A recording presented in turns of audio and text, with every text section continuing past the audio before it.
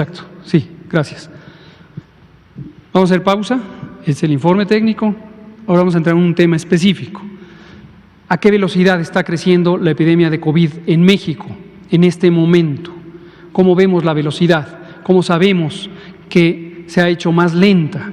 ¿Y por qué empezamos a hablar de estabilización? Este término que a algunas personas les confundió se refiere a que la velocidad a la que ocurren y se presentan nuevos casos y nuevas personas hospitalizarse y nuevas defunciones es más lenta cada vez, se ha hecho más lenta.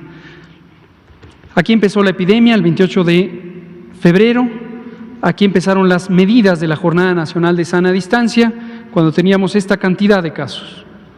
La curva era completamente plana, no crecía rápidamente.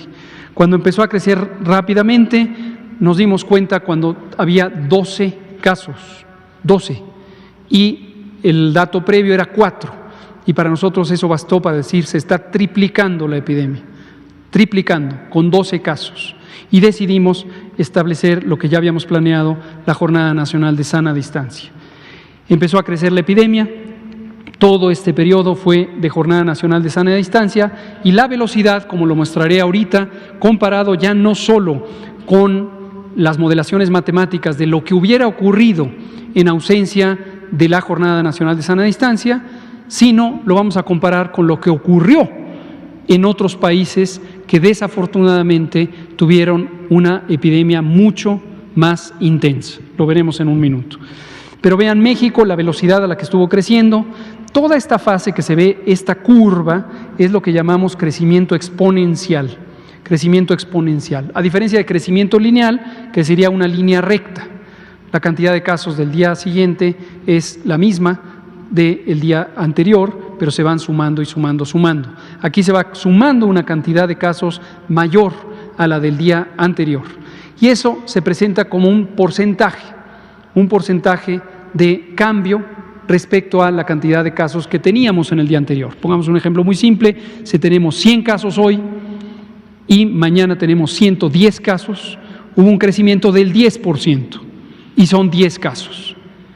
Pero cuando tengamos 1000 casos, si crecen a 1100 al día siguiente, es también 10%, pero son 100 casos, no 10 casos.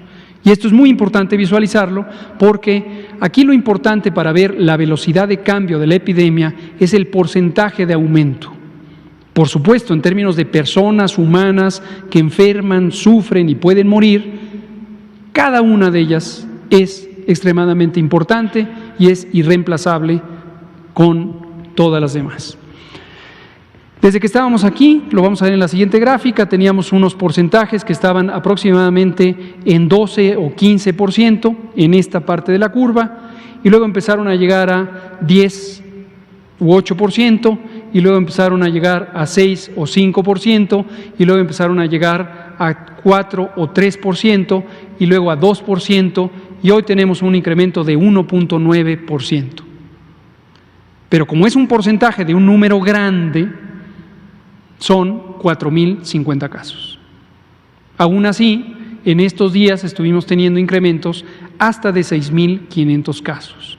Y en el último tramo estamos teniendo incrementos de, en promedio, 4.500 a 5.000 casos. Hoy en concreto, 4.050. Hemos hecho siempre la advertencia de que en los fines de semana hay una notificación menos eficiente y hay que tomar con reserva el dato de sábado, domingo y hasta el lunes inclusive. Veamos la siguiente gráfica. En esta gráfica se representa lo siguiente. Este es el tiempo, son los días transcurridos, en este caso desde el 15 de marzo. Cortamos esta parte de la gráfica porque lo anterior tenía una enorme variabilidad, porque eran muy poquitos casos. Si teníamos 6 casos y al día siguiente teníamos 12 casos, subía el 100%, y eso hace una señal muy ruidosa. Aquí lo que tuvimos es el porcentaje de cambio, aquí dice 10%, 20%, 30%, 40%, 50%, 60%, para que se den una idea de la dimensión de esta gráfica.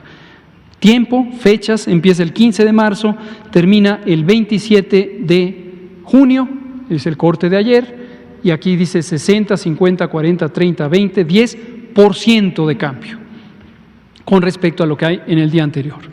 Aquí estuvimos teniendo en promedio 30% de incremento. Digo en promedio porque obviamente teníamos estas enormes variaciones. Como he advertido, si tenemos pocos casos y se duplican, 5 casos y al día siguiente hay 10, es un incremento de 100%, a pesar de que sean tan poquitos casos. Cuando hay pocos casos, esta estimación es muy inestable. Y luego empezamos a ver que en promedio fue 30, aquí en promedio era 20, aquí en promedio era 10, aquí en promedio ha sido 5, etcétera, etcétera, etcétera, y aquí tenemos 1.9%. Es la velocidad a la que crece la epidemia hoy en México. Cuando hemos dicho, con toda certeza, la epidemia se está desacelerando, nos referimos a entre otros múltiples indicadores. Aquí se ve de manera palmaria. La siguiente. Estos son los casos acumulados, confirmados, y aquí también para quitar la posibilidad de que el retardo de notificación, un colega lo preguntaba el otro día, de que el retardo de notificación de la confirmación pudiera interferir con la interpretación de lo que está ocurriendo, también lo graficamos con base en los casos totales, es decir, no necesitan estar confirmados, es desde que llegaron, desde que tenían los síntomas. Son otras dimensiones, pero la tendencia es exactamente la misma, en las mismas fechas. Esto es 15 de marzo, allá termina el 27 de junio. Y aquí dice 2, 4, 6, 8, 10, etcétera, hasta el 18%.